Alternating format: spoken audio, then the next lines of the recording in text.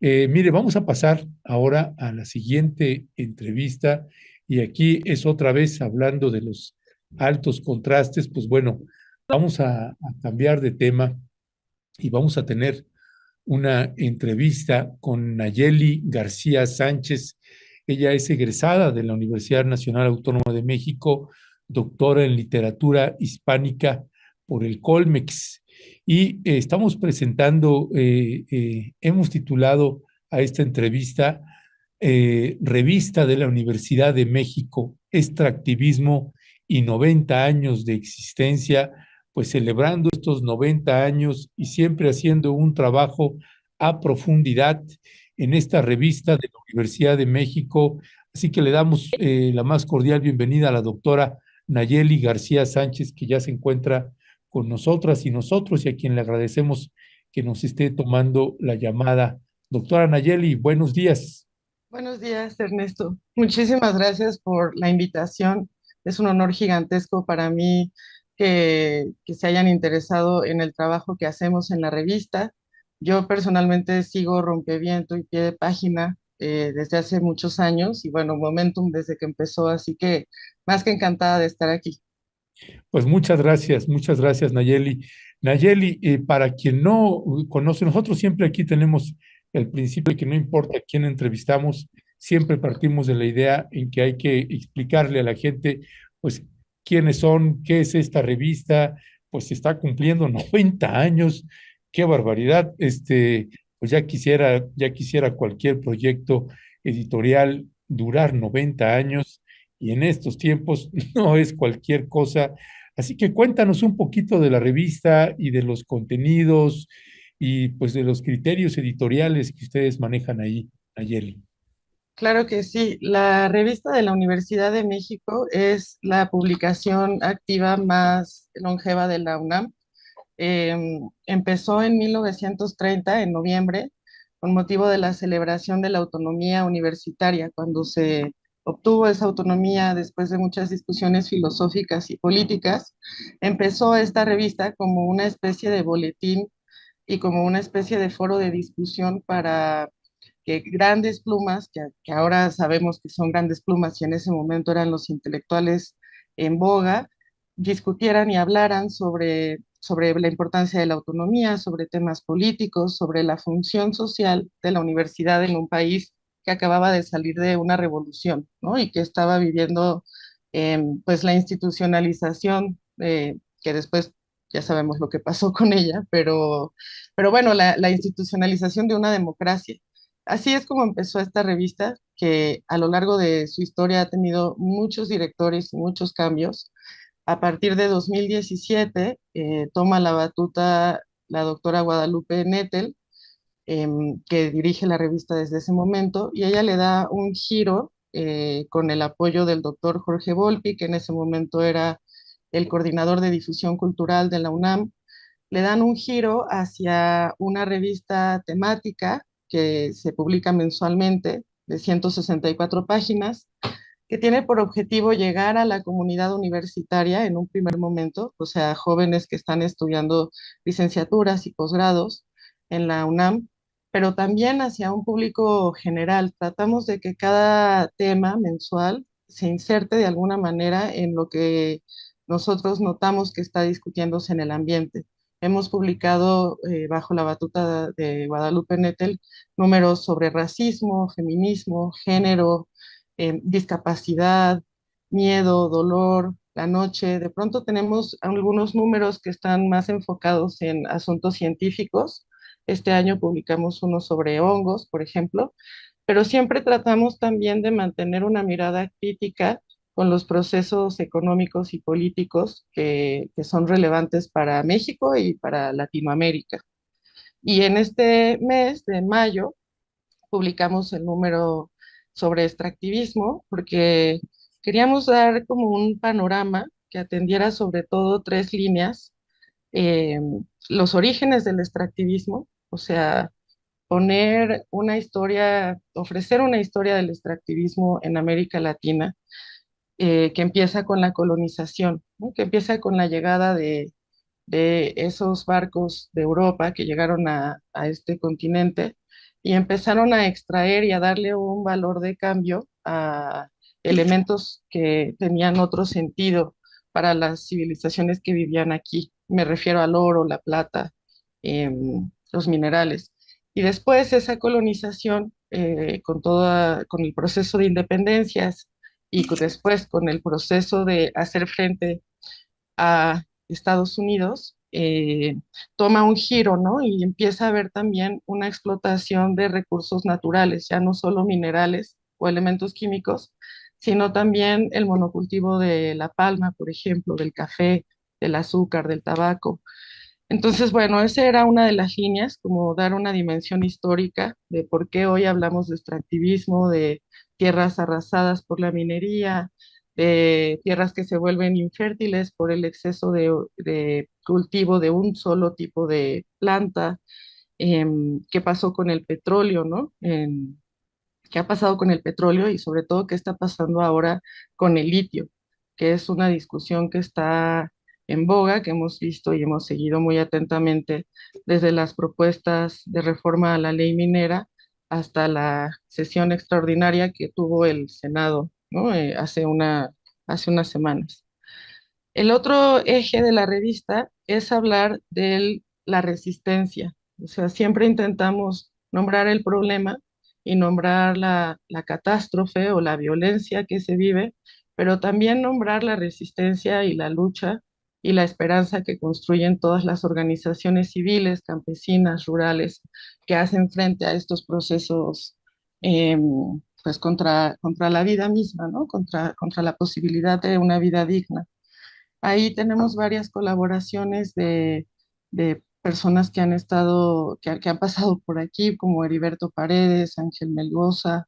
em, Tenemos un par de colaboraciones también de unos antropólogos estadounidenses que estuvieron haciendo una investigación muy extensa sobre las plantas eólicas en Oaxaca y cómo las poblaciones pudieron organizarse para hacer frente al extractivismo de las empresas extranjeras, a la presencia de esas empresas, pero también a la corrupción estatal y federal y local de los gobiernos que permitieron esa entrada y esos desplazamientos forzados muchas veces, ¿no? El último eje de este número, tenemos la colonización, o sea, los orígenes históricos, tenemos las resistencias y tenemos un análisis sobre lo que se ha llamado neoextractivismo, que tiene que ver con el surgimiento de la marea rosa y con el aparente triunfo de las izquierdas hace unos años en América Latina, que proponían un programa de desarrollo industrial que llevaría a un bienestar social generalizado, basándose en otro modelo extractivista que consistía, hasta donde yo entiendo, en, en sí explotar los recursos de un territorio, pero en mantener la cadena de producción dentro de ese mismo territorio, de manera que los países de América Latina no fueran una simple cantera de donde sale materia prima y después fueran ellos mismos los compradores de los productos ya procesados, ¿no? Que solo son posibles con que solo es posible hacer con esa materia prima. En fin, espero no, es un tema No, complejo no, y no, amplio. no, está perfecto porque precisamente, Nayeli, eso es lo que queríamos, una explicación, una exposición. Estuvimos pasando algunas imágenes de este último número que ustedes están publicando. Yo te preguntaría, aprovechando también que hablan del extractivismo, la valoración que ustedes también tienen como revista de esta reforma a la ley minera, un tema que ustedes pues han dado mucho seguimiento. ¿Cuál es la valoración que tienen, además de un tiempo político pues bastante complejo el que tenemos, pero que bueno, se logró una reforma que a varios de nosotras y nosotros pues nos sorprendió que pasara, a pesar de las reformas o los zarpazos que le dieron ahí en la Cámara de Diputados, pues lo que sí se aprobó sorprendió a muchas y a muchos. ¿Cuál es la valoración de ustedes? Mira, como revista como tal, o sea, como publicación, no tenemos No podemos tener una postura fija porque nuestra idea es generar conversación y ofrecer una pluralidad de criterios para que nuestros lectores puedan formarse el suyo propio. Tenemos un disclaimer en la página legal que dice que que todos los contenidos son responsabilidad de sus autores, ¿no? Todas las opiniones que se vierten en la publicación. Pero desde luego, todas las instituciones y todas las publicaciones están compuestas por personas en específico. Y yo tuve la oportunidad de entrevistar, junto con mi compañero Darío Alemán, que es el jefe de redacción, a la doctora Violeta Núñez, que acabamos de ver que está en la marcha eh, acompañando a las mamás. La entrevistamos sobre la ley minera y la entrevistamos sobre la cuestión relacionada con el litio. Y bueno, la entrevista se puede consultar en la revista, pero la apreciación personal que a mí me queda al finalizar este análisis de la situación y al recibir todas estas opiniones y textos es que estamos frente a un cambio histórico. Estamos frente a un cambio histórico que responde a una deuda, creo yo, por muchos años pospuesta, que nos debía el ejercicio democrático de nuestra elección de gobernantes. Me refiero a que después de pasar más de 70 años bajo la administración de un único partido, bajo la simulación de que había unas elecciones y de que realmente importaba el voto popular, hubo una transición democrática hacia el PAN, hacia la derecha, que bueno, generó una serie de cambios en políticas neoliberales que venían construyéndose desde el gobierno de Salinas de Gortari. Y después llegamos a lo que, en mi opinión, es una verdadera transición democrática, que es por fin un partido y un representante que trae otro discurso y otras prioridades frente al comercio globalizado. Me refiero desde luego al presidente Andrés Manuel López Obrador y al partido de Morena, que si bien han tenido que, tienen todavía deudas pendientes respecto a sus proyectos y a sus promesas de campaña, creo que lo que se logró con estas reformas a la ley minera es de alguna manera fortalecer la legislación principal del país, que es la Constitución.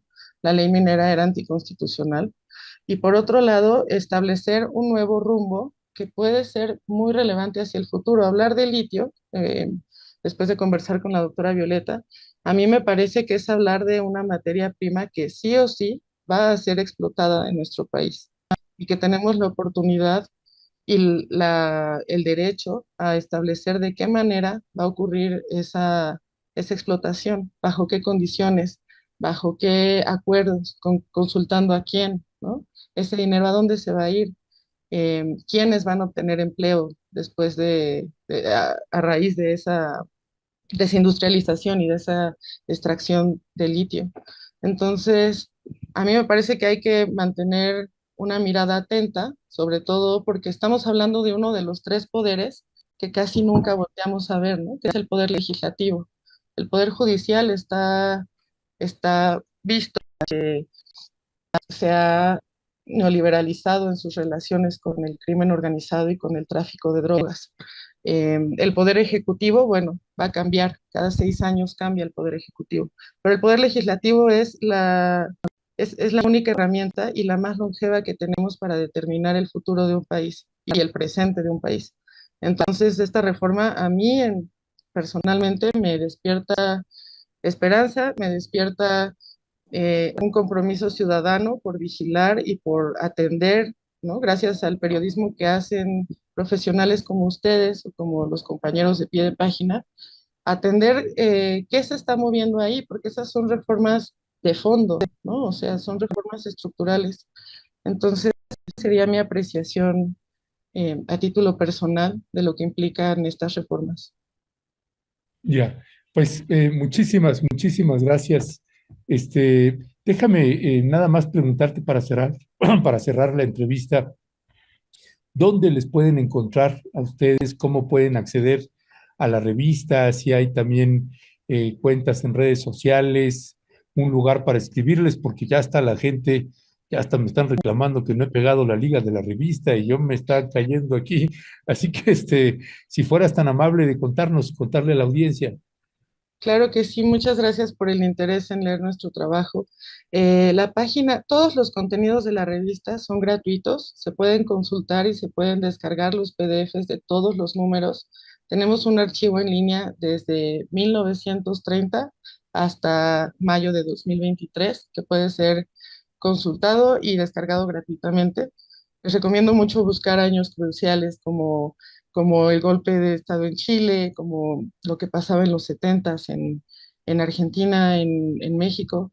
La página web es revistadelauniversidad.mx, así todo pegado, y Revista ahí es de revistadelauniversidad.mx.